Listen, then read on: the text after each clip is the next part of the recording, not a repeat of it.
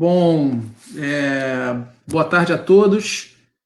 Estamos aqui iniciando nossa aula inaugural, nosso webinar do Programa de Pós-Graduação em Ciências do Exercício e do Esporte da UERJ. É um prazer estar aqui com todos vocês, espero que vocês curtam esse momento. Gostaria, inicialmente, de me apresentar. Sou o professor Ricardo Brandão, coordenador adjunto, junto com a professora Nádia Lima, do Programa de Pós-Graduação aqui da Educação Física, do Instituto de Educação Física da UERJ. Queria, primeiramente, agradecer a direção do nosso instituto, a direção do Instituto de Educação Física e Desportos da UERJ, agradecer, naturalmente, a coordenação e a secretaria do nosso programa, em especial a professora Nádia, que é a coordenadora, a professora Nádia Lima, que é a coordenadora do nosso programa, que desde o início sempre nos deu muito apoio para a realização desse webinar, né?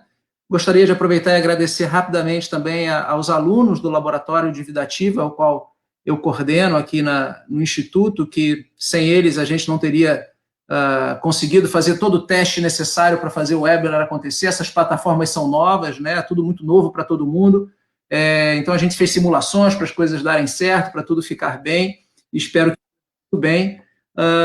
E, é claro, eu queria agradecer a todos os presentes que estão aqui. Muitos colegas divulgaram o webinar nas suas colegas de Curitiba, colegas de Maceió, colegas de Recife, colegas de São Paulo. Então, muita gente compartilhou, espero que todos possam estar presentes, e especialmente aos nossos estudantes do nosso programa de pós-graduação, que, no fundo, esse webinar é dedicado especialmente a vocês, né, nossos alunos da pós-graduação. A gente espera que vocês possam aproveitar esse momento aqui online, né?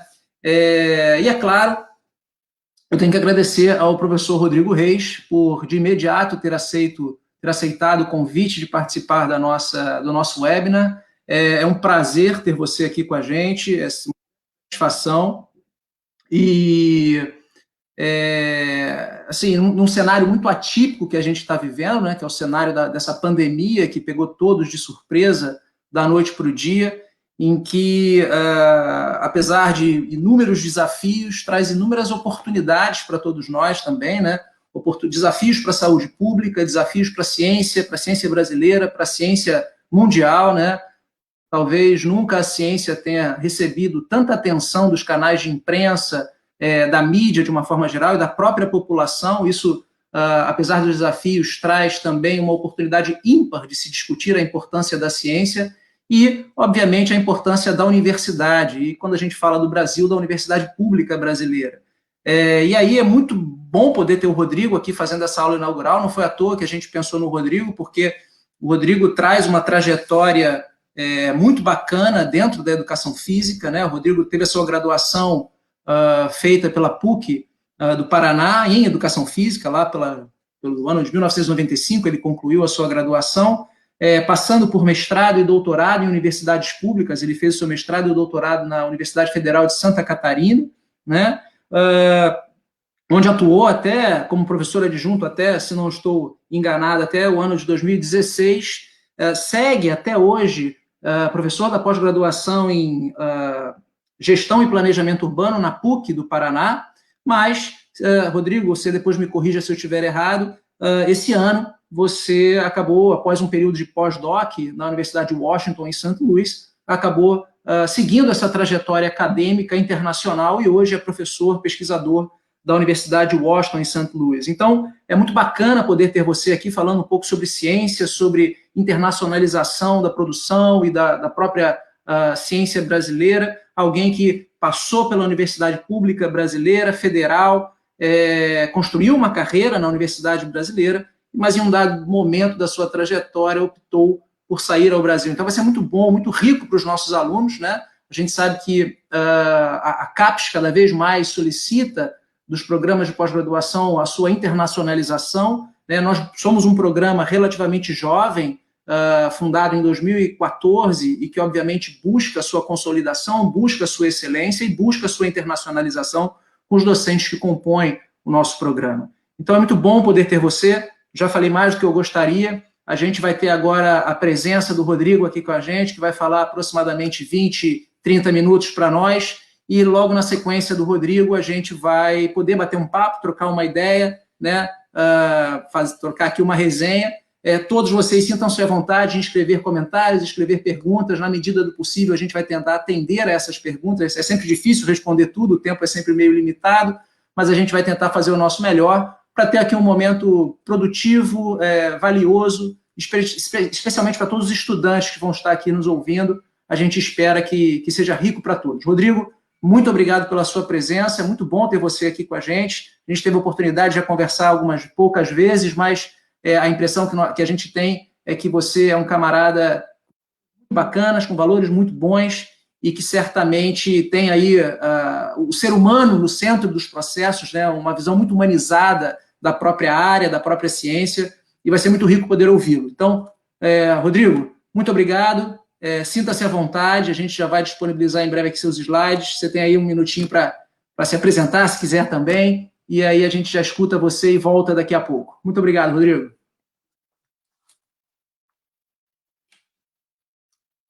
Seu áudio, por favor, acho que...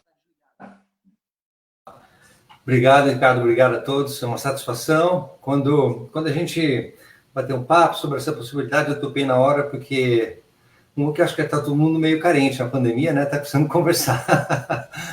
Outra é que é um momento bem único para a gente poder dividir experiência, aprender com os colegas, e então estou bem feliz. A gente combinou fazer um papo rápido aqui, e deixar mais tempo para a gente conversar com as perguntas, que eu acho que fica mais interessante do que, enfim, para falar de publicações ou das minhas pesquisas, é mais fácil ler os artigos que estão aí, eu vou comentar um pouquinho do que eu faço, mas acho que o foco é menos esse, né? E é mais falar um pouco sobre carreira e dividir um pouco a experiência, talvez falar o que não fazer mais do que fazer essa altura do campeonato. Mas isso aí, vai ser, vamos bater um papo aí. Ok, então vou sair aqui, você segue agora aí, daqui a pouco a gente volta com o nosso papo. Tá bom, vou projetar aqui então, e eu vou aos poucos trocando tela, porque eu tenho que acessar um site aí. Então, eu sou professor aqui na Washington University desde 2016, quando eu assumi aqui como professor titular de saúde pública, e mantive vínculo no Brasil, como o Ricardo falou, e sou professor lá na PUC Paraná, no programa de pós-graduação em Gestão e Planejamento Urbano, e atualmente também sou decano de saúde pública, aqui eu coordeno o programa de saúde pública aqui na universidade. Quando a gente começou a pensar nesse papo, eu fiquei imaginando aqui, né, sobre ciência, e acho que muita gente fora da academia vê a gente um pouco assim, né? E a gente também se vê um pouco assim, o que a gente está fazendo, o que a gente não está, o que a gente faz, o que não faz, e as pessoas fantasiam muito do que a gente faz, e a gente mesmo fantasia muito do que é a carreira acadêmica. Então, eu vou dividir com vocês um pouco minhas reflexões baseadas na minha trajetória. De maneira alguma, eu acho que isso aí é uma vamos dizer assim, um método, uma receita. Eu quero dividir com vocês o que eu passei, o que eu penso, e ouvir o que vocês podem me dizer do que é útil ou não. E, por favor, então pense nisso, que é só uma reflexão, e de maneira alguma pense que é algo que possa ser replicado, por exemplo, né? Vamos ver se passo para frente aqui. Meu slide travou. É muito fácil ver a carreira do acadêmico e pensar só nos artigos publicados, os títulos e tal, né? Professor titular, professor adjunto, pesquisador que publicou no artigo tal. Então, eu acho que isso é realmente o aspecto mais evidente da carreira, né? Porque são, vamos dizer, de certa maneira, são as validações que você acaba recebendo, né? Mas tem muito mais que as pessoas acabam não comentando muito sobre a carreira acadêmica, eu acho. Particularmente agora, tendo a experiência de ser professor no Brasil, professor aqui, eu consigo perceber um pouco melhor que são coisas que são mais convergentes do sistema acadêmico internacional e coisas que são peculiares a cada país. Então, é um pouco sobre isso que eu queria comentar com vocês, né? Eu acho que a carreira acadêmica, as pessoas têm de um modo geral, elas pensam assim, é uma viagem que eu vou fazer aí, né?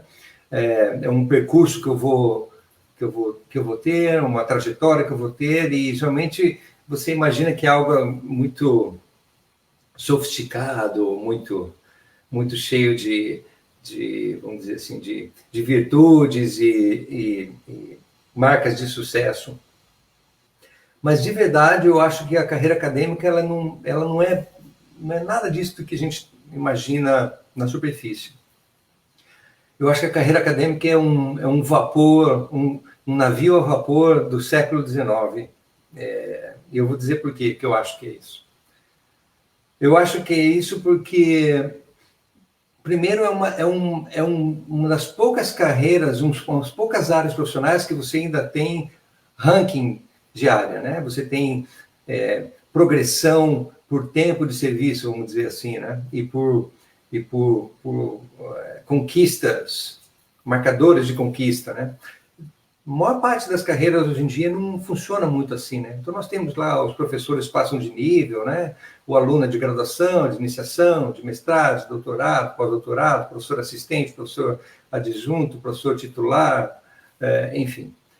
Isso está em extinção e faz da gente, de certa maneira, um dinossauro, né? Perto de outras carreiras. A gente não tem muito isso em outras carreiras, se vocês olharem ao seu redor. Então, os seus colegas e amigos que não são da área acadêmica nem entendem o que é isso, né? Esse ranqueamento e tal, né? Então, por um lado, a gente é bem arcaico no sentido de as tradições nossas ainda são bem herdadas desses 700, 800 anos do que fizeram a universidade se constituir, né? É um navio desses aí também a vapor antigo, porque é um sistema de transporte baseado em classes, né? Como era antigamente, na primeira classe, segunda classe, terceira classe, e cada classe tem acesso a mais benesses, e cada classe tem acesso a mais recursos, e mais status, mais reconhecimento. Galgar de uma classe para outra é bem difícil. Isso faz da nossa trajetória algo mais complexo, de certa maneira, e é algo que, particularmente os alunos de pós-graduação, né? Eu não vou nem falar dos de graduação, porque ainda está um pouco longe da realidade deles, mas os de pós-graduação passam a pensar, né? Em particular, no Brasil, a gente tem que lembrar que a pós-graduação, o caráter primário da pós-graduação no Brasil é fornecer recursos humanos para o ensino superior, né? O caráter secundário é a pesquisa. E a pesquisa ela se tornou proeminente porque o sistema nosso todo de desenvolvimento, de fomento à pesquisa, é sustentado nos cursos de pós-graduação, coisa que não acontece em outros países, né? Aqui nos Estados Unidos, no Canadá, os países de língua inglesa, vamos dizer assim, de modo geral, o sistema de pesquisa ele é independente da pós-graduação, né? Ele não é atrelado a alunos de pós-graduação, por exemplo, ele funciona de maneira completamente independente. E no Brasil, não, ele depende da pós-graduação. Então, isso torna o nosso navio aí ainda mais pesado, né? E que muita gente não vê quando está lá navegando nesse navio, principalmente quem está lá no topo, né, na primeira classe, é que lá embaixo está todo mundo se sujando, jogando carvão, né, mantendo a lenha, o fogo aceso, né? Então, e esse pessoal que mantém o fogo aceso no Brasil são os alunos de iniciação científica, de mestrado e doutorado, né? O pessoal que está na segunda, primeira classe, segunda classe são os professores já concursados, a primeira classe são os professores concursados e que têm títulos como, por exemplo, pesquisador de produtividade, né, do CNPq, e lá na produtividade tinha dois, um D, um C, um B, um A. Então, realmente eu acho que essa alegoria funciona. Isso é algo que a gente não pensa muito e que só existe no Brasil, não existe em nenhum outro lugar do mundo, esse sistema de ranqueamento. E, particularmente porque depende essencialmente de recursos públicos. Isso também é fato aqui nos Estados Unidos, porque o NIH, que é o maior financiador na área de saúde, e o NSF, que é o maior financiador fora da área de saúde, eles dependem de dinheiro de contribuinte. Então, o sistema de pesquisa aqui nos Estados Unidos é financiado por dinheiro público, mas é gerido pela iniciativa privada, né? As universidades são o que seria no Brasil considerado universidades privadas. Não existe universidade pública com a concepção que o Brasil tem, que é a universidade gratuita, né? Aqui a universidade pública ela é mais barata, ela não é gratuita, de certo modo. Meu último comentário sobre isso é que tem um outro aspecto que eu acho importante considerar para alunos de pós-graduação. Quando você quer viajar do ponto A ao ponto B, vamos supor que vocês estão saindo do Rio e querem ir para Lisboa, né? Que não é tão longe. Se você for de avião e o avião tomar um caminho errado, tiver que mudar o curso, é fácil o avião mudar o curso, né? De certa maneira, né? A viagem é mais rápido, o avião muda o curso, tendo um bom piloto e tal, você retorna ao ponto. Mas se você viajar num navio a vapor e o teu curso for errado e você errar o curso por alguns graus e passar muitas horas ou dias sem corrigir isso, é muito mais demorado para você voltar no curso inicial. Então, a carreira acadêmica, ela é como um navio. Aponta o curso lá no começo, bem no início da carreira acadêmica, na iniciação científica, na graduação, e esse curso ele é um curso lento e tem uma trajetória bem longa, de maneira que se você errar a direção dessa trajetória no começo, ou se você quiser mudar a trajetória, foi o meu caso, por exemplo, que quis mudar minha trajetória já com a carreira consolidada, né, no Brasil, a quantidade de energia que você precisa para poder dar o navio no mesmo lugar, vamos dizer, na trajetória que você espera, é muito maior. Você precisa então ter certeza que você tem condições de fazer isso, você tem que ter energia suficiente e com certeza você vai levar mais tempo para chegar num ponto, né? Isso torna a pressão para aluno de pós-graduação muito mais complexa do que em outras áreas. Vocês devem ter amigos na área de business, na área de empreendedorismo, enfim, né? Outras áreas fora acadêmica, em que você vê a mobilidade de carreira muito mais fácil, né? É muito mais... não estou dizendo que o momento é fácil agora, mas comparativamente a mobilidade é mais fácil do que no nosso caso. Agora pensa um de nós aqui, né? O Ricardo, eu, outros colegas que estão assistindo, ou vocês alunos que estão assistindo, se você quiser mudar a tua carreira depois de passar 4 anos fazendo doutorado, você consegue transferir suas habilidades para outro lugar, né? E é isso que é um problema que eu acho que a gente lida mal na pós-graduação, e eu vou voltar isso lá no final. Não tem muitos slides, não são poucos aí, mas eu vou comentando. Eu não estou vendo ninguém, nem estou vendo feedback aqui, que só vejo a minha tela. Se tiver algum problema, o Ricardo, você me avisa aí, tá? Então, eu tinha colocado isso aqui no final, mas eu mudei esse slide antes da palestra aqui, porque eram perguntas que eu queria fazer para vocês, né? Eu resolvi começar com essas perguntas. Eu ia terminar com essas perguntas para provocar, mas eu vou começar porque daí vocês podem ir pensando já. Então, acho uma coisa que você tem que pensar quando você entrar nesse barco a vapor, e a grande maioria vai entrar no barco a vapor jogando carvão lá e galgando seus postos, né? Você tem que se perguntar, você gosta mesmo de ciência? E que tipo de ciência que você gosta? Você tem certeza que é algo que lhe atrai, né? O que você quer de verdade fazer, né? Eu acho que isso é uma pergunta que a gente não se faz muitas vezes. A gente muitas vezes guiado por necessidade, não por vontade, nas decisões profissionais, ainda mais no nosso país, que as oportunidades não podem ser desperdiçadas, né? Então, mas acho que isso é uma coisa, como a trajetória acadêmica é muito diferente de outras trajetórias profissionais, acho que tem que se fazer essa pergunta. Se você acha que essa é a coisa certa para você fazer, você acha mesmo que você deveria estar fazendo isso? Tem alguma coisa mais que poderia estar fazendo do que isso, ou no futuro, né? Eu acho que eu queria que vocês se perguntassem isso e a gente voltasse a conversar sobre isso no final, tá? Eu botei essa foto de propósito porque o Ricardo me provocou, né? Eu não parei muito para pensar na minha carreira desde que eu fiz a minha Job Talk aqui em 2015. Eu fiz a Job Talk aqui. Se vocês quiserem, eu comento depois como é que é a seleção de professores. Mas essa foto aí determinou o meu futuro, vou dizer para vocês, acadêmico. Essa foto aí eu estava no doutorado, final do mestrado, acho, na verdade. Acho que era final do mestrado. Então, o ano 2000, 99, não consigo lembrar direito mais. Mas vocês estão vendo aí, além do professor Carlos, que é o fundador da Volta de Floripa, da corrida, né? Uma pessoa muito amada, muito querida, estão vendo lá direito. Estão vendo aí dois dos meus principais mentores, que eu conheci em Florianópolis, quando eu estava na pós-graduação. De um lado ali está o mais baixo, com a camiseta do Agita ali, é o Jim Salles, e o mais alto de óculos é o Mike Pratt.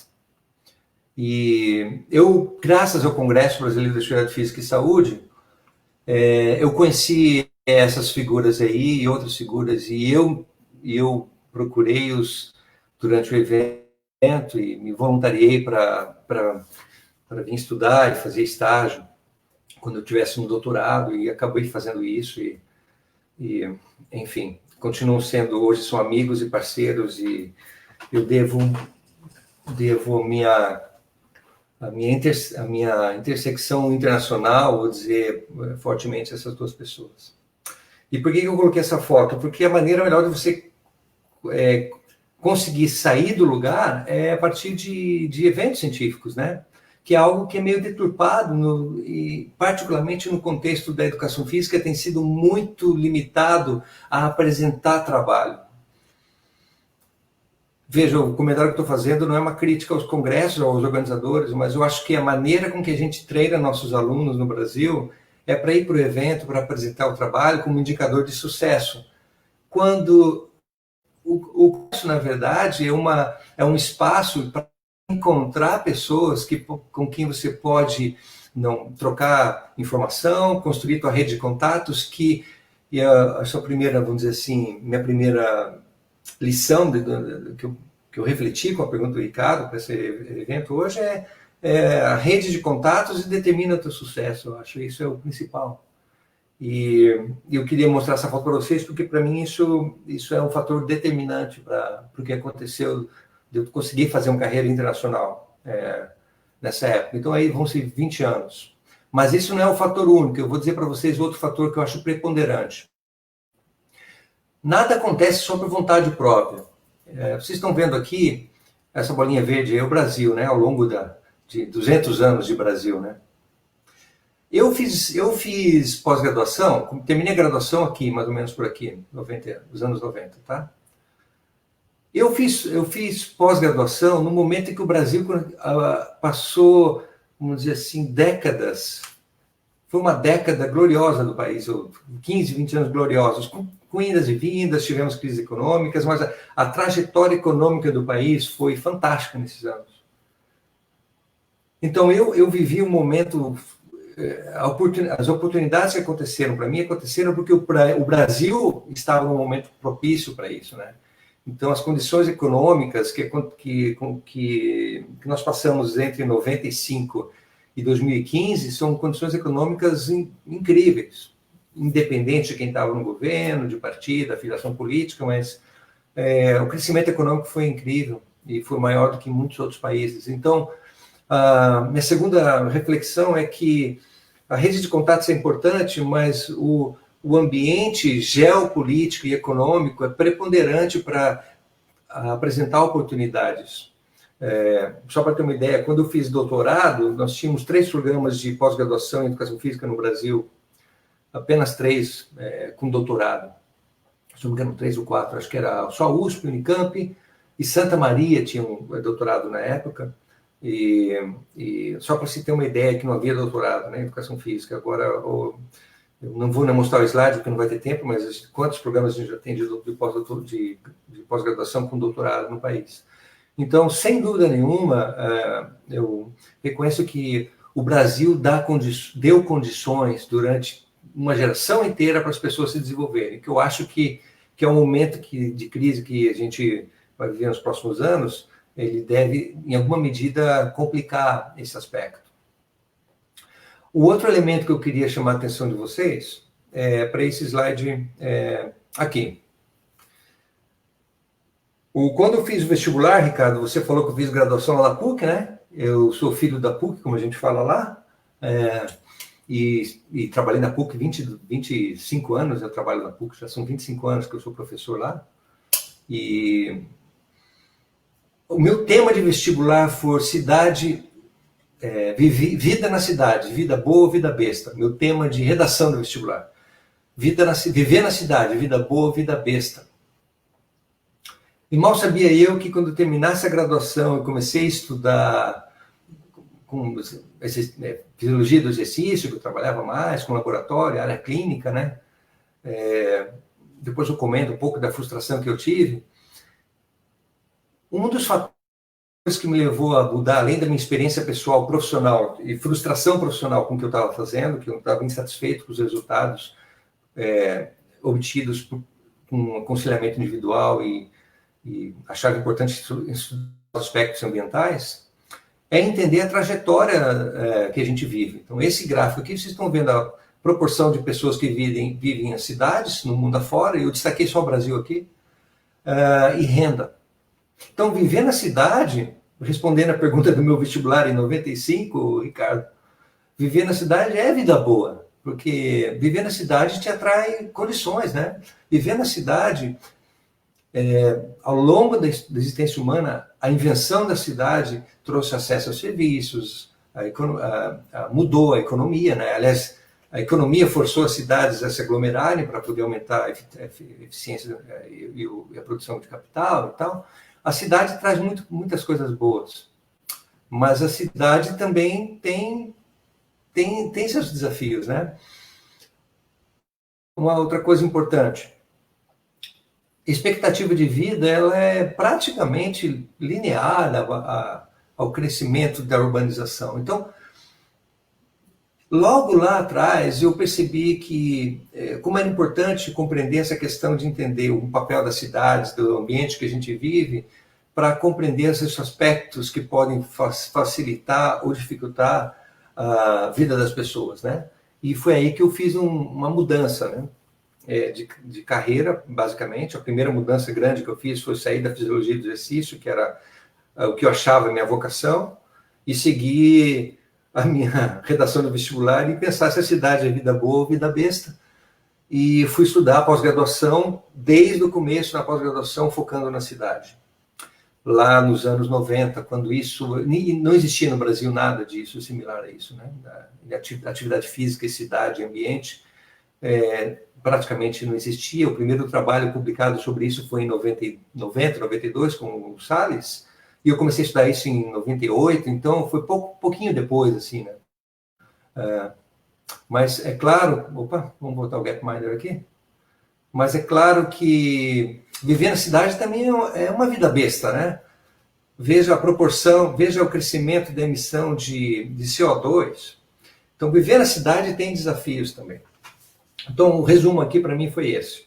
Eu encontrei logo cedo, e a minha terceira lição encontrei uma área que me motivou, uma área pouco explorada, e era uma área com que eu tinha uma íntima relação pessoal por ter nascido e criado em Curitiba, que tinha uma forte relação com o meio ambiente, sustentabilidade, transporte público e preservação de áreas verdes. A minha geração foi criada com, né, a família Folhas, que é a campanha que se fez no final dos anos 80, começo dos anos 90, que é do lixo que não é lixo, não vai para o lixo. A gente cresceu com essa mentalidade e isso teve dentro de mim. Então, minha terceira lição foi, assim, identifica uma coisa que você gosta, que não agrida a tua identidade, que seja a tua paixão pessoal, mas que também tenha uma trajetória, né? Tenha a possibilidade com que você tenha uma trajetória acadêmica.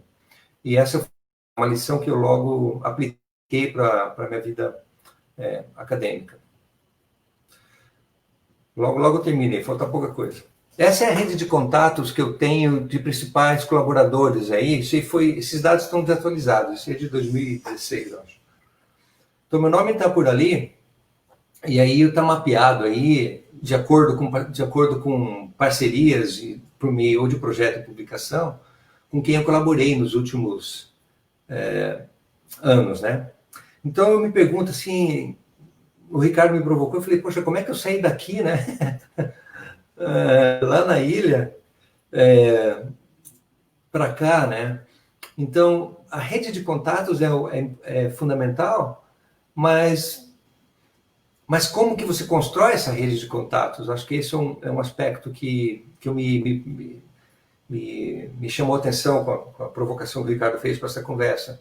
Eu acho que tem duas maneiras de a gente fazer isso. Tem duas maneiras que me ajudaram a fazer isso. Então, aqui está só o mapa para vocês saberem como é que mais ou menos a minha rede de colaboração hoje, né? E segue um pouco aí a trajetória da publicação em Atividade Física e Saúde do Brasil. O primeiro aspecto que eu quero considerar é que a rede interna de pesquisa no Brasil viveu um momento de crescimento. Eu fiz uma palestra uns tempos atrás, que eu chamei de Big Bang, né? A gente teve convergência, eu vou mostrar para vocês, de várias coisas acontecendo. Então, foi toda uma geração, né? O Pedro Lau, o Alex Florindo, o Mauro Barros, o Cazuza. A gente veio de uma geração que, nesse primeiro momento, como pela inexistência de redes, a gente criou uma rede informal de colaboração e a gente passou a se apoiar internamente. Então, a primeira maneira com que eu acho que isso aconteceu não foi com a rede externa, foi uma rede interna que nos deu força para fazer estudos importantes. Então, ter mentores internacionais, como eu acabei encontrando, não era suficiente, né, particularmente baseado no Brasil, né? Então, o primeiro passo foi ter uma rede nacional de pesquisa. E quando eu chamo de rede, é uma rede informal, de pessoas que antes eram amigos, primeiro amigos e depois tornaram-se colegas, né? E em alguns casos, com o passar do tempo, alguns colegas tornaram-se amigos também. Então, esse é o primeiro passo. E esse é o grupo de pesquisadores da Lancet, aí, da série de artigos e tal. Então, estou ali com o Pedrinho ali, né? E o Pedro Lau, né? Do lado do canto lá vocês estão vendo o Jim Salles, mas vocês também estão vendo o Mike Pratt ali na foto, né? Então, para mim, isso meio que fechou um círculo, assim, né? Minha rede de colaboração, os amigos do Brasil, né? E a rede internacional, as coisas se é um círculo que se fecha ali, né? Eu acho que isso é importante. Se você não tiver bons parceiros no país, não dá para você esperar ter bons parceiros no exterior. É importante ter bons parceiros no país, particularmente dadas as dificuldades que a gente tem, inúmeras, eu não preciso listá-las, que todo mundo sabe. Segunda lição é que, mais do que uma rede nacional, é importante você ter uma equipe de trabalho, né? Então, essa foto aí do grupo de pesquisa de atividade física e qualidade de vida, que é o grupo que eu fundei junto com o meu grande amigo, mentor, amigo e guru, o professor Ciro, que está aí na foto do meu lado, com a minha esposa do lado dele ali também. Mas vocês estão vendo todo o grupo ali, porque eu acho importante notar que é impossível você fazer trabalho sem equipe de trabalho que seja uma equipe competente. E nenhuma rede nacional ou internacional seria possível sem ter um grupo de pesquisa maravilhoso e com tantas pessoas. Eu não vou listar o nome aqui, porque até eu acho que eu posso cometer pecados, mas basicamente a gente começou o grupo em 2 pessoas, né, e 4 estagiários, que um deles está ali, 2 deles estão ali, o Akira e a Mariana estão na foto, lá em 2005, e o grupo está de vento em popa, e tem hoje o Adriano Akira como mentor do grupo. Então, eu acho que o fato da gente desenvolver relacionamento e treinar alunos faz com que o trabalho tenha um impacto não apenas maior, mas seja mais longevo, porque você acaba desenvolvendo não apenas uma rede que está atrelada a você, mas uma rede que está atrelada ao trabalho que você faz. E isso, no mundo acadêmico, é uma coisa muito difícil de se obter, dada a cruel concorrência que a gente tem entre os pares e que tende a individualizar muito o trabalho. Então, permitir me dar, né, dividir com vocês assim, lições aprendidas. Acho que essa é outra lição que eu gostaria de reforçar. É importante de ter um time e que o sucesso do time não seja menor do que o teu sucesso. O sucesso do time, na verdade, traz o teu sucesso.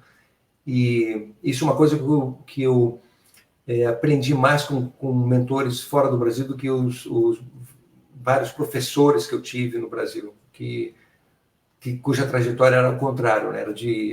Não era de dividir, era de encolher. O último comentário que eu quero fazer, e depois a gente pode conversar um pouco mais, é que eu estou dando um exemplo da minha área de pesquisa, que é atividade física e saúde, né? Eu não sei como ensinar isso aos alunos. Eu converso isso com o Adriano, com o Léo, que é meu aluno de doutorado lá na Federal do Paraná. Eu tento fazer isso e não consegui fazer competentemente ainda, eu confesso a vocês. É como fazer com que os alunos percebam qual é o passo que eles têm que dar de maneira independente. Como eles podem identificar a área que eles devem investir o tempo e recursos, de maneira a eles ficarem completamente independentes, né? Então, é uma coisa que ainda eu batalho bastante. Então, a tendência que a gente tem é repetir o que foi feito. Por exemplo, quando eu fiz mestrado, muita gente estava estudando ainda plicometria, né, antropometria ou aptidão física, né? O que as pessoas chamavam de atividade física e saúde na época, na verdade, era aptidão física e saúde, né? Mas veja, outro dia nós tivemos reuniões aí em que eu vi pessoas falando de conceitos que já eram ultrapassados quando eu estava no mestrado de aptidão física e saúde.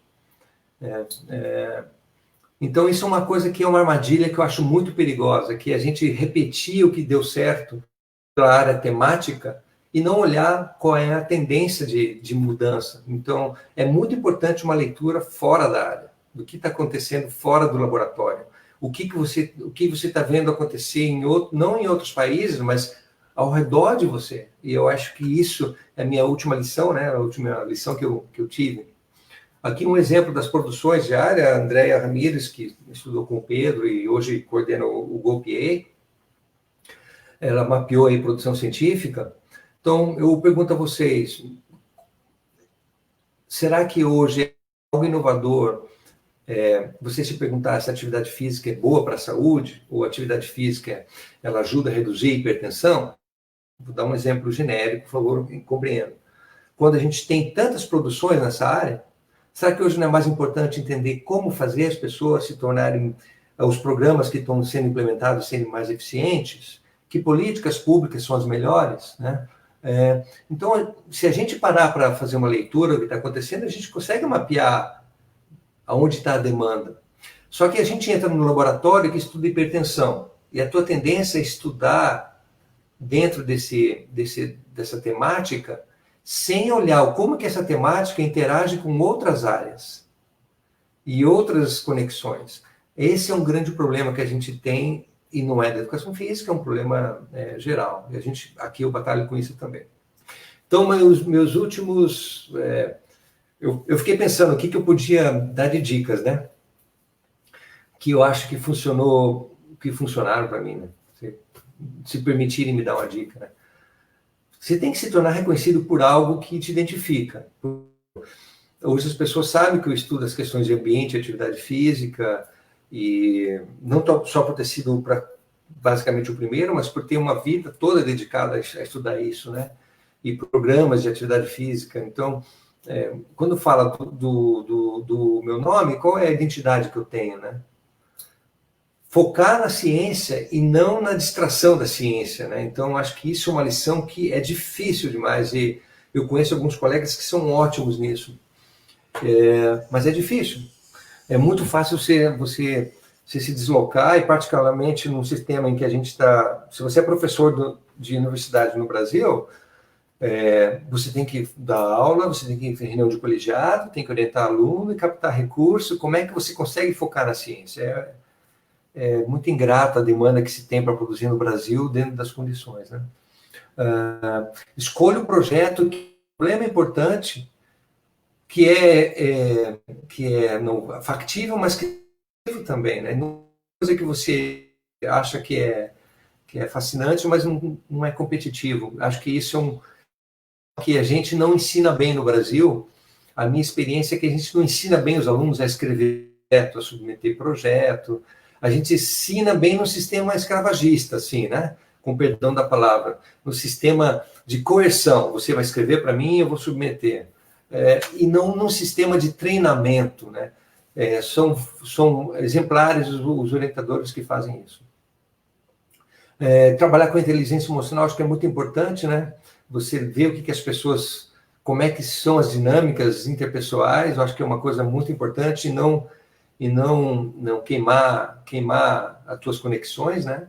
É algo que é difícil, particularmente no momento atual. Eu tenho sido criticado pelo meu posicionamento aí, mas agora estou me dando ao luxo disso um pouco, de não me preocupar mais. Então, acho que no começo é difícil, né? O aluno de mestrado, será que ele vai mesmo se indispor com fulano porque por uma situação A ou B, né? Ele vai ser alguém que pode, né, ele interagir no futuro. Isso é uma coisa que acontece. E acontece internacionalmente também. E, no meu caso, acho que uma coisa que ajudou muito é a conexão forte com gente fora da área, né? Gente que não é da área de educação física. Bom, a minha formação foi fora da área de educação física, como vocês viram num breve currículo que o Ricardo comentou, e eu trabalho há anos com o pessoal da gestão, do planejamento e transporte. Então, acho que isso é uma coisa que pode beneficiar muita gente. Bom, essa era uma conversa breve, né? Foi mais para dividir. Por favor, descartem o que vocês acham que foi bobagem, e se algo foi útil, a gente pode conversar sobre isso aí. Então, obrigado, cara. Bom, Rodrigo, queria agradecer muito a sua fala, naturalmente. Espero que os nossos alunos e todos que estejam aqui presentes tenham curtido também. E eu acho que você tocou em pontos que são, de fato, muito, muito interessantes e muito ricos, assim, que a gente pode começar aqui um diálogo, um bate-papo, na verdade, né? Eu acho que a ideia é essa mesmo, é bater um papo e fazer um brainstorm aqui coletivo, né? Então, quem quiser fazer suas colocações, fiquem à vontade aí no grupo. Rodrigo, você pode, se quiser, à direita da nossa tela aqui, do StreamYard, tem comentários. Você vai ver à direita ali uma coluna. Se você clicar em comentários, você vai ver uma lista de comentários que as pessoas estão aí colocando isso na... Eu não tinha visto, agora que eu vi. O professor Lamartine está aí. Pô, fantástico, hein? Então você... grande inspiração. Ficar observando aí os comentários na medida em que a gente vai conversando, né? Então, mais uma vez, obrigado, foi muito bom. Eu acho que você tocou em alguns temas que eu me pego também muitas vezes falando com os meus alunos na pós-graduação, e mais do que na pós-graduação, às vezes eu me pego falando com os alunos na graduação ainda, né? Um dos comentários, várias coisas me chamaram a atenção, assim, né? A primeira delas é essa coisa da paixão, né?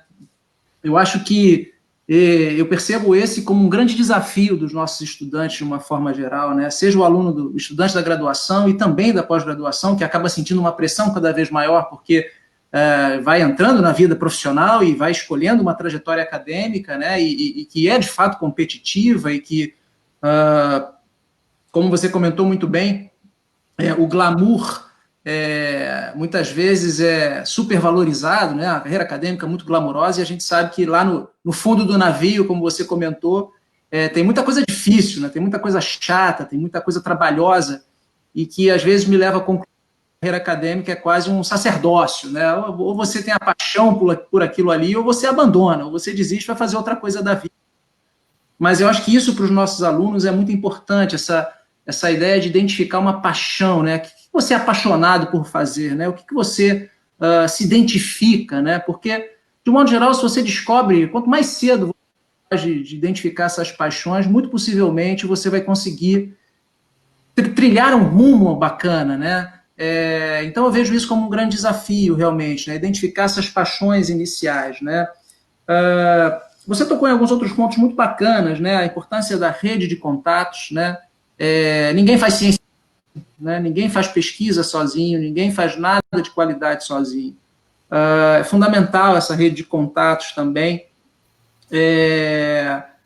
de maneira cada vez mais fortalecida, né? E eu acho que vocês conseguiram fazer isso muito bem por aqui, e a gente acaba conquistando espaço internacional, inevitavelmente, né? Outro ponto que eu gostaria de destacar da sua fala, e o pessoal aí fica à vontade para ir comentando, é a importância dos eventos, né, de estar presente nos congressos, a valorização dos congressos, né, uma revalorização dos congressos nacionais também, a apresentação dos pôsteres, né, como que nos últimos anos, pelo menos de acordo com a minha percepção, houve uma desvalorização desse momento, né, dos pôsteres ali, quantos colegas nossos, poderia lembrar alguns, né, o Lauro lá da UNB, o Antônio Cláudio, Lucas da Nóbrega, todos eles têm histórias similares, né? Pessoas com uma carreira, uma trajetória também importante internacional, histórias similares, que estavam apresentando seu pôster num congresso nacional ou internacional, quando um pesquisador parou na frente do seu pôster e falou, olha, interessante esse seu trabalho aqui, não, bacana, isso se desdobra em doutorado sanduíche, se desdobra em pós-doutorado e assim por diante. Então, a importância de revalorizar os nossos congressos, a nossa rede de contatos, né? Sem dúvida. E, é claro, a gente tem que fortalecer um pouco esse seu comentário no que diz respeito ao ambiente favorável, né? A infraestrutura necessária, o investimento necessário para que tudo isso aconteça, né, Rodrigo? Porque ontem mesmo eu estava lendo uma matéria publicada no G1, mostrando uma análise da queda de financiamento, de infraestrutura, à ciência e à universidade brasileira nos últimos 10 anos, né? Valores que giram em torno de uma redução de 70% a 75% do financiamento para infraestrutura, quer dizer, tirando os custos fixos de salário, né, o que sobra perdeu 70% de financiamento quando você olha 2010, 2020, e a dificuldade que a gente vem encontrando para fazer as coisas acontecerem aqui agora, né? Dificuldade em vários cenários, seja de manutenção de laboratórios, de financiamento de bolsas, né? Cada vez mais difícil conseguir bolsas para os alunos. A gente, de fato, teve um momento muito importante do Ciências Sem Fronteira, muita gente foi para fora do Brasil, eu fui uma das pessoas que tive a oportunidade de fazer um doutorado sanduíche, fiquei um tempo fora também. Então, são muitos os desafios, né? Ao mesmo tempo, muitas oportunidades, né? E esse cenário atual que a gente vive, né, em que talvez nunca na história da humanidade a ciência estivesse tão aparente para a população, né, para a população mundial, para a população brasileira, a importância de se investir em ciência, né, e como ela é parte importante das soluções sociais que a gente tem. E, por fim, para deixar aí o pessoal comentar e você também fazer mais alguns comentários bacanas, a importância realmente não só das condições econômicas, mas da coisa multissetorial, né? Importante de olhar fora das caixinhas, né? Sair das nossas caixinhas, sair dos nossos quadrados, né? Como é fundamental. E eu, particularmente, tenho vivido essa experiência, né? Eu também vim uma trajetória acadêmica muito ligada às ciências mais biológicas, né? A reabilitação, a fisiologia cardiovascular, e acreditei no desafio por também compreender que a complexidade dos problemas exigem complexidades de soluções que, para que sejam alcançadas, a gente precisa dialogar com outros colegas fora da nossa área, né? Um diálogo mais aberto, multissetorial, e que busca soluções multissetoriais para os problemas sociais que a gente tem. Então, queria dizer que é muito bom ouvir isso e dialogar nesse sentido, né? Eu acho que já tem aqui uma série de comentários bacanas. Tem várias perguntas ali já. Várias perguntas aqui, então, alunos, eu estou vendo alunos do nosso programa comentando, então, por exemplo, o Gabriel Gama está colocando aqui, né? Boa tarde, professor, parabéns pela palestra, e ele está perguntando como é que foi o seu processo de internacionalização até o Washington University. Então, respondendo ao Gabriel, contar um pouquinho dessa trajetória. Eu imagino que, ao contrário, né, do que muitos pensam dessa vida glamourosa internacional, de ser pesquisador de uma universidade internacional, não é só glamour, é uma decisão muito difícil, ainda mais considerando o fato que você já tinha uma trajetória consolidada no país. Então, acho que é bacana o nosso aluno poder ouvir um pouco de como foi difícil essa decisão e como é que foi esse passo. Ótimo, ótima pergunta. Bom, primeiro, eu nunca almejei sair do Brasil por nada. A minha ligação com o país e com Curitiba é muito, muito forte. Então, eu nunca pensei nisso. construí minha carreira estudando a cidade de Curitiba, então, só para dizer que nunca teve no meu horizonte. Eu havia sido sondado por outras universidades ao longo dos últimos anos, né? Universidades da Austrália, da Inglaterra, em concorrer a vagas e tal. E quando aconteceu de me procurarem para concorrer a uma vaga aqui, eu acho que foi um momento interessante. Foi um momento em que eu me senti mais estagnado um pouco, pessoalmente falando. Eu estava um pouco frustrado com alguns aspectos de pesquisa no país, e eu senti que era um momento de para o meu crescimento pessoal era importante eu fazer uma mudança, para o meu crescimento profissional, e ao mesmo tempo também eu senti que a minha presença também sufocava um pouco meus alunos ali, né? O Rogério está ali, que é amigo hoje, foi meu aluno, o Akira, o Rogério, Cassiano e outros que hoje estão liderando. A minha presença no país era boa para eles, mas ruim por um lado também. Foi uma combinação de fatores. Me procuraram, eu concorri à vaga, a seleção durou mais ou menos um ano, porque o processo é bem diferente aqui, né? Você passa por entrevistas, faz visita ao campus, faz uma fala para o colegiado, e depois tem que negociar o ranking, porque o ranking aqui é diferente daí também do Brasil, né? Eu já era professor titular no Brasil e eu vim como professor titular aqui também, mas eu basicamente fui chamado a concorrer a uma vaga, e acho que eu e mais, sei lá, 200 e poucas pessoas concorreram, mas só que era uma vaga exatamente para o que eu faço. Então, enfim, aconteceu de eu receber uma oferta final para vir, com condições que eu achava boas, condições de trabalho, no cargo similar, e numa cidade que tem um desafio grande, que é de segregação espacial e segregação racial, em uma universidade que é uma das melhores universidades nessa área no mundo. Eu achei que o desafio era bom. Então, basicamente, a mudança foi sair de um aquário que você é um peixe grande para um oceano que você é um peixinho.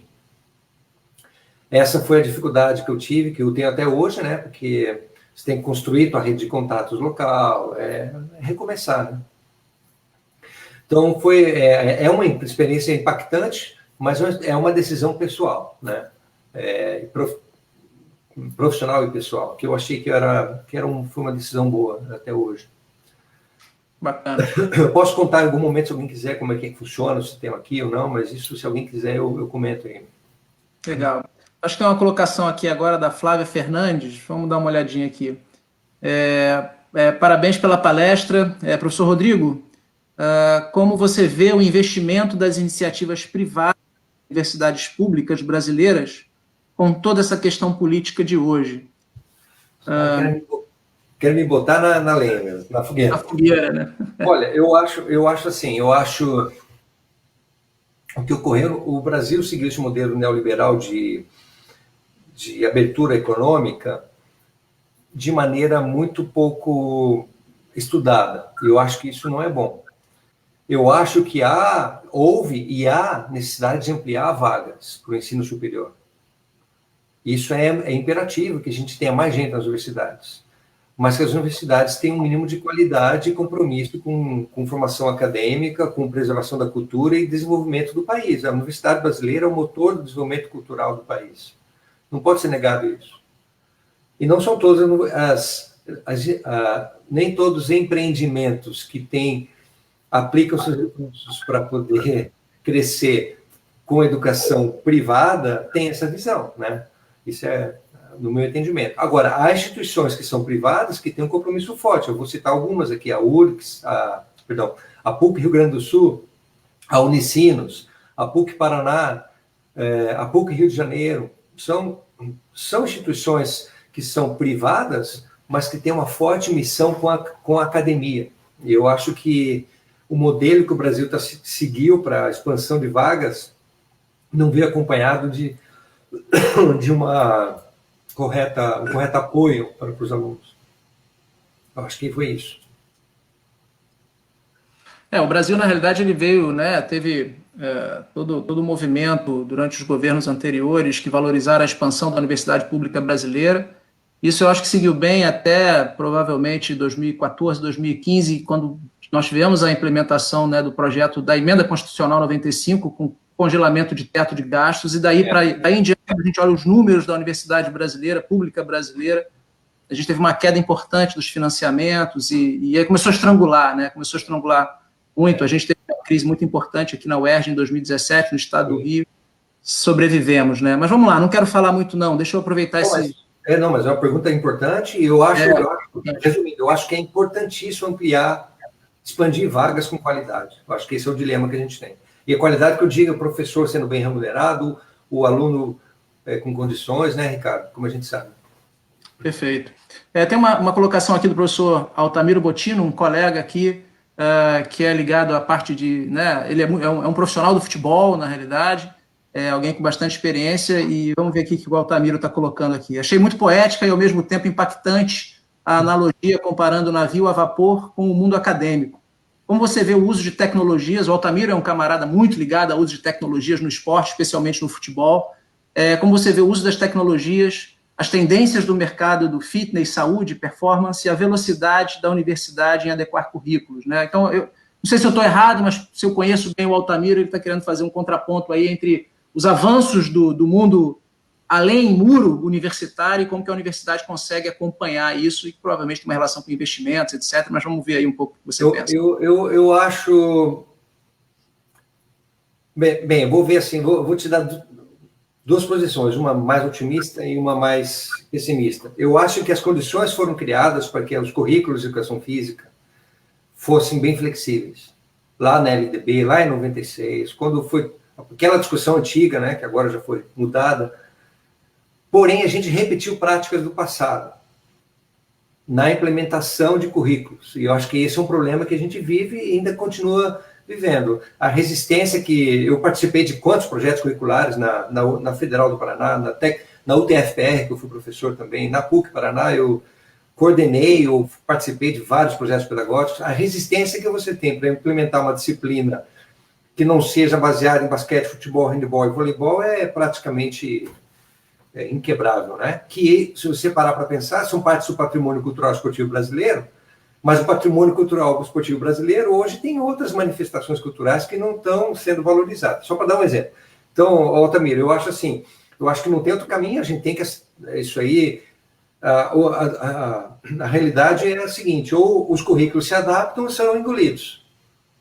E não tem outra alternativa. E a pandemia, ela serviu como equalizador dessa necessidade.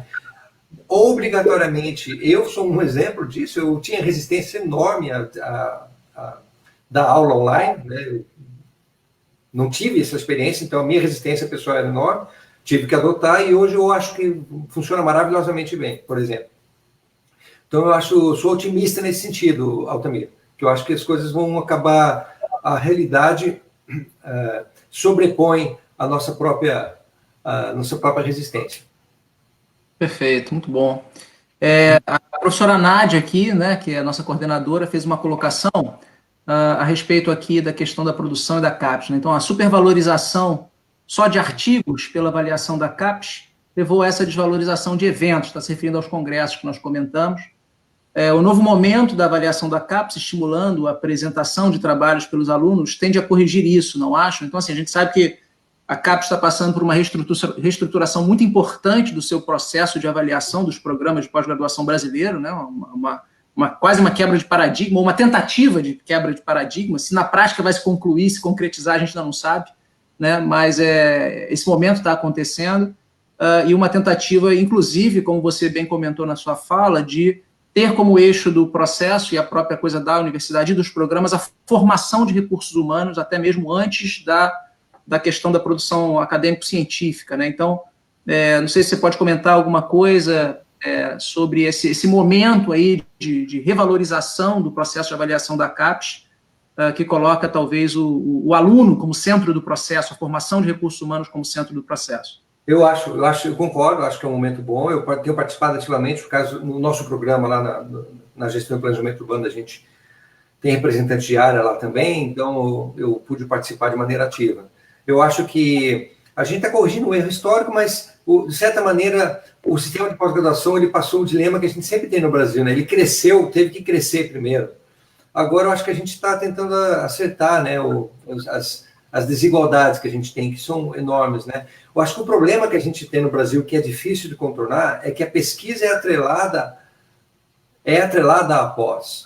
O desenho de pesquisa no Brasil, ele depende da pós-graduação. Então, é um modelo brasileiro, não tem o que fazer, esse é o modelo que a gente tem, mas, de certa maneira, a maneira com que o modelo é desenhado, ela não é premiada, as pessoas não são premiadas pelo modelo que é desenhado, eu acho, de certa maneira, né? Por exemplo, de formação de recursos humanos.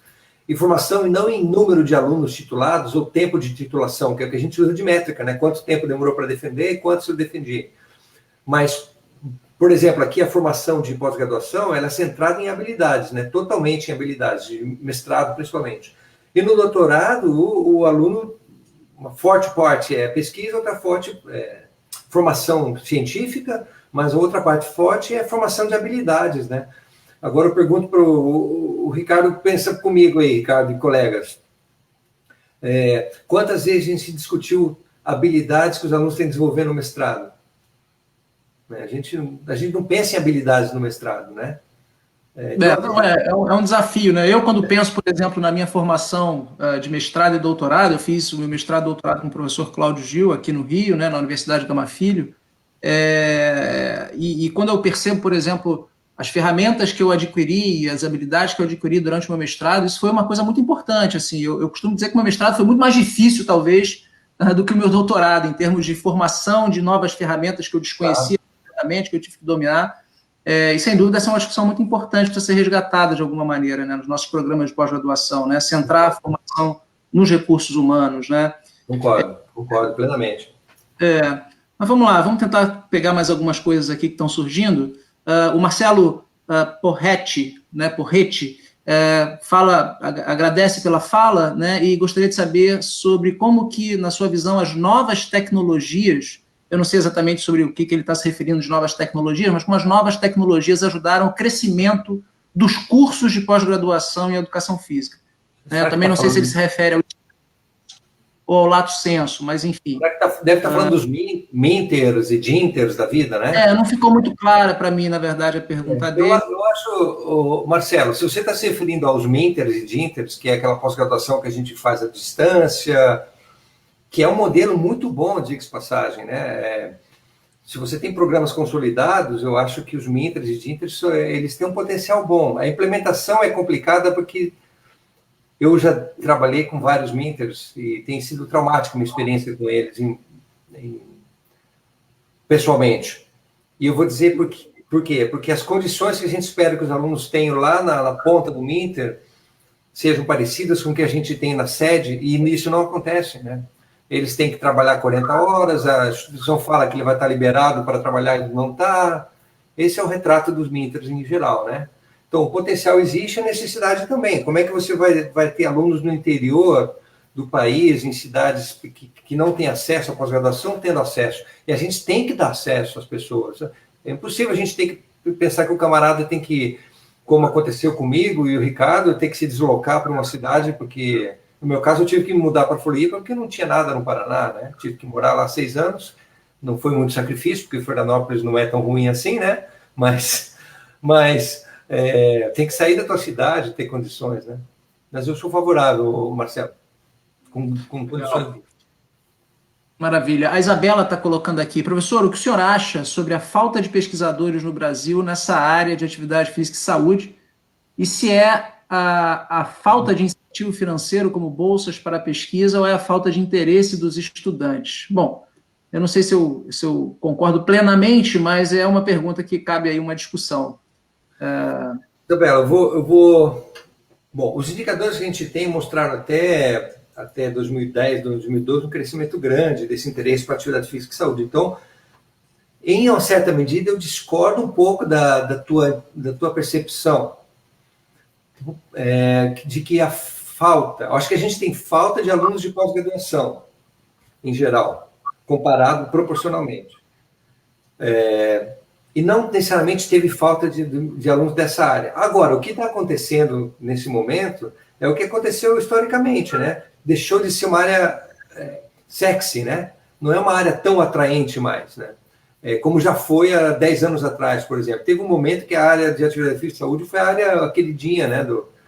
De várias áreas. Então, teve gente que começou a migrar para essa área por um momento temporário e já voltou atrás, por exemplo, né? Ou que teve pesquisas que são mais de oportunidade nessa área. Então, acho que agora está retraindo um pouco, sim, Isabela. Só acho que não acho que é o caso de falta. O que eu acho que está faltando, talvez, é essa área de atividade física e saúde, pensar, no caso do mestrado, qual é a formação profissional que a pessoa vai ter adquirir para trabalhar com isso. Não adianta formar pesquisador se a gente não vai ter vaga de pesquisa. Então, está na hora de a gente pensar em formar gente que trabalha com atividade física e saúde e vai usar isso na academia, no esporte. Você acha, Rodrigo, que isso tem relação com o avanço dos programas ou com a importância de se valorizar programas de mestrado e doutorado profissionais? Sem dúvida, sem dúvida. Eu acho que tem que valorizar mesmo. Eu tive muito preconceito, muito tempo no mestrado profissional, porque na época que eu fiz pós-graduação, não existia praticamente, né? E o que tinha era atrelado a uma empresa, praticamente. Né? Esse conceito está mais moderno, está mais refrescado, eu acho que tem que fazer isso mesmo. Nós temos um colega aí do futebol, que fez a pergunta agora há pouco, né, Ricardo? Não tem um colega do futebol? Altamiro. Poxa, quanta gente trabalha com esporte e tem que ter uma formação melhor no esporte, né? O Altamiro é um exemplo, é um camarada que tem uma boa formação acadêmica, que consegue consumir ciência com uma qualidade muito boa e que consegue fazer essa transferência para a atuação profissional de uma maneira muito bacana, né? Eu acho que é isso que a gente está discutindo, né? O professor Fábio Nakamura, vocês talvez conheçam ele, o Fábio é um exemplo de um excelente pesquisador cuja pesquisa tem implicações práticas assim, enormes. Ele, para mim, é uma referência nessa transferência de conhecimento da bancada para a prática. Sim. Então, uma parte desse problema também reside com a gente, né, Ricardo, de fazer essa transferência, né? O Fábio é um bom exemplo disso, por exemplo. Bacana. Bom, eu prometi que a gente não ia passar muito do tempo, né? Tá todo mundo sempre muito cansado. A pandemia, essa história de todo mundo ficar em casa, parece que está todo mundo muito tranquilo, mas o trabalho parece que triplicou, né? Eu vou colocar aqui uma pergunta do professor Silvio Teles, que é um professor do nosso programa. Vamos lá. Primeiramente, parabéns pela palestra. Gostaria de saber qual é a sua opinião sobre os rumos do processo de virtualização das aulas, esse momento que nós estamos vivendo, né? E seus desdobramentos e ainda seus impactos na vida do aluno brasileiro. Pois em países de primeiro mundo esse processo é mais fácil, já que por aqui, apesar de propiciar avanços, você não acha que podemos regredir primeiramente antes de avançar? Quer dizer, todos nós estamos vivendo essa polêmica, esse dilema, esse momento novo, né, de ter que, quase que a fórceps, implementar aulas virtuais, aulas online, e todo mundo tendo que se adaptar de uma maneira muito rápida. E é claro que isso pode trazer alguns prejuízos, mas talvez muitos aprendizados. Então, Rodrigo, você pensa um pouco aí sobre esse momento? Como é que está sendo essa sua experiência aí durante a pandemia com o retorno às aulas na universidade? Né? Você acabou de me dizer mais cedo que as aulas estavam voltando ontem, né? Então, você está vendo esse paralelo de retorno às aulas numa universidade como a sua, em um país desenvolvido, e como é que você enxerga esse retorno num país como o Brasil? Eu estou vivendo as duas realidades porque eu ministro a disciplina também lá em Curitiba, eu não pude ir esse ano por causa da pandemia, eu vou ter que ministrar daqui. Primeiro, eu acho que voltar às aulas agora no modo virtual no Brasil vai só aumentar a desigualdade em educação. Isso é inevitável. A gente não está preparado para retornar. Qual o risco de não retornar? E somente os estudantes de alta renda conseguirem avançar, e mesmo retornando, só os de alta renda conseguirem avançar também em todas as áreas, estou falando de todos os níveis, né? Então, eu tenho bastante reticência com essa volta. Eu acho que a sociedade não entendeu o impacto que isso vai ter para as populações mais vulneráveis. Vai aumentar drasticamente a desigualdade. E outra coisa que não se fala muito no Brasil é as condições que o professor tem de ministrar isso à distância, né? No primeiro momento lá, a gente reagiu aqui, como aí no Brasil, né? Teve que correr para mudar, no meio do semestre, a cidade aqui entrou em lockdown, a gente teve que correr para casa, teve 2 dias para mudar e passar de uma semana para outra tudo online. Essa passagem fez a gente aprender um monte. Então, a gente passou o verão inteiro treinando para isso. Deu treinamento aos professores, mudou os sistemas. Então, a universidade aqui fez uma boa preparação para o corpo docente estar capacitado. Então, do ponto de vista do corpo docente, eu estou tá bem preparado. Colocou um sistema de emergência para os alunos, né, no acesso ao laptop e tal. Então, eles fizeram uma boa preparação.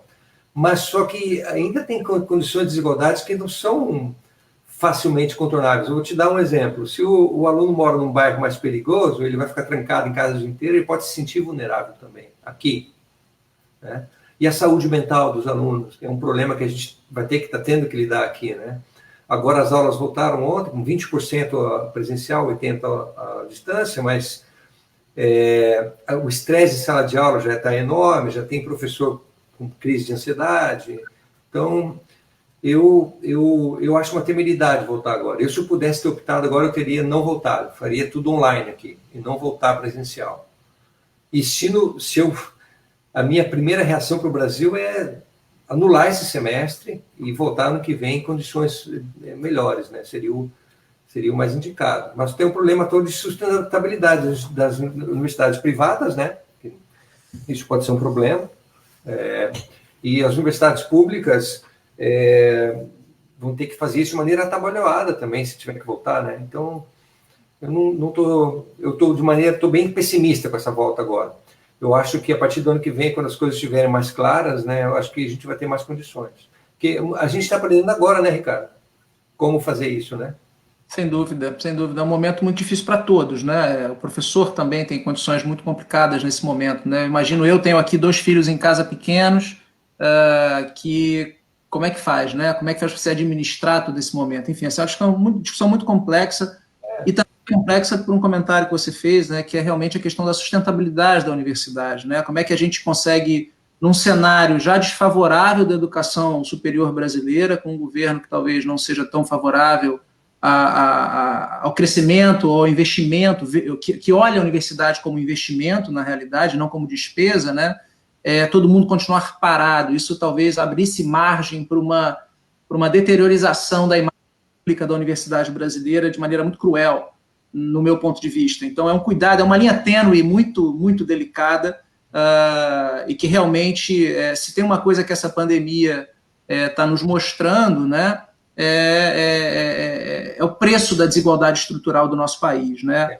Para qualquer lado que você olhe, seja na educação, seja na saúde pública, seja no desenvolvimento econômico, na recuperação econômica, como que a desigualdade estrutural impacta todos os nossos setores da sociedade e que, sem dúvida nenhuma, inclusive sob uma ótica da pesquisa e do avanço acadêmico-científico, eu cada vez mais considero imperativo, seja o campo que você desenvolve de conhecimento, ter em mente a importância de se combater a desigualdade estrutural e social do nosso país, né? Sem dúvida nenhuma.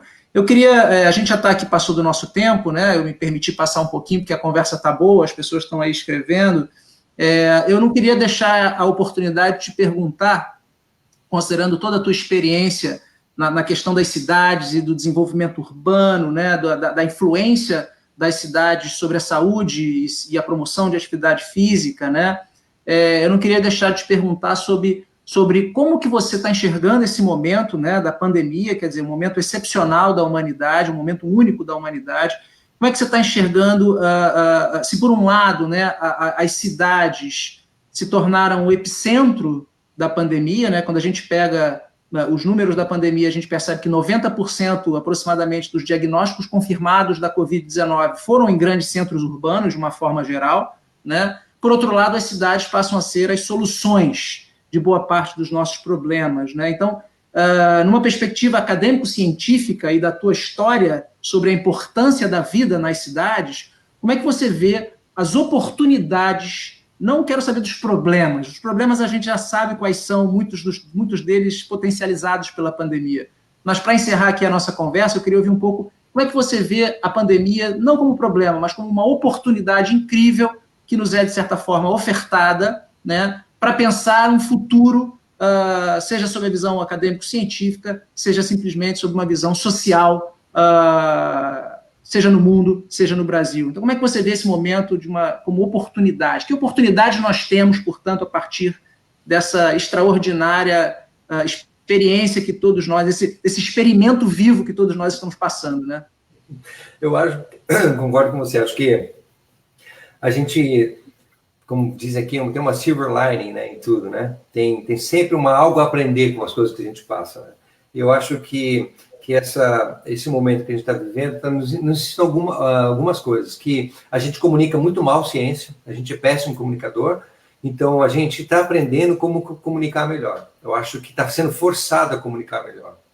Já estava acontecendo por outras situações políticas vividas aí e aqui, como vocês todos sabem, mas a gente comunicou mal. Então a gente está aprendendo a comunicar melhor. Eu tenho notado cada vez melhor a linguagem, tanto na imprensa quanto de pesquisadores. Aí eu acompanho as notícias do país todo dia e falando uma linguagem mais acessível e traduzindo. Acho que a gente está aprendendo a traduzir melhor. E eu acho que a oportunidade, Ricardo, é levar isso para o currículo da pós-graduação, que é o que aqui a gente chama de dissemination, implementation research, né? Como a gente comunica melhor ciência. Essa é uma área que a gente não lembra de existir disciplina de pós-graduação que estude isso, né? Comunicação e ciência é uma coisa que eu acho que é importante. Perfeito, muito importante, muito importante. Até mesmo porque a gente vive uma infodemia, né, que nos Estados Unidos, o português não fica muito bonito, mas é a infodemics, né, que se diz agora no mundo fora, né? A dificuldade, o português fica meio estranho, mas em inglês tem se falado muito sobre a infodemics, né, uma pandemia da desinformação. Então, como é importante comunicar adequadamente, né? Acho que essa é uma oportunidade importante. A outra oportunidade, as cidades reagiram de jeito diferente na pandemia. Você está coberto de razão, né? É na cidade o problema e tal. Mas se você olhar, cada cidade, mundo afora, reagiu um pouco diferente, né? Algumas, vou dar um exemplo, Curitiba fechou parque, fechou praça. Bogotá abriu o parque e praça, né? Ciclovias, né? Emergenciais. Ciclovia e tal. Então, a gente está vendo as pessoas reinventarem um pouco as cidades, de certa maneira, né?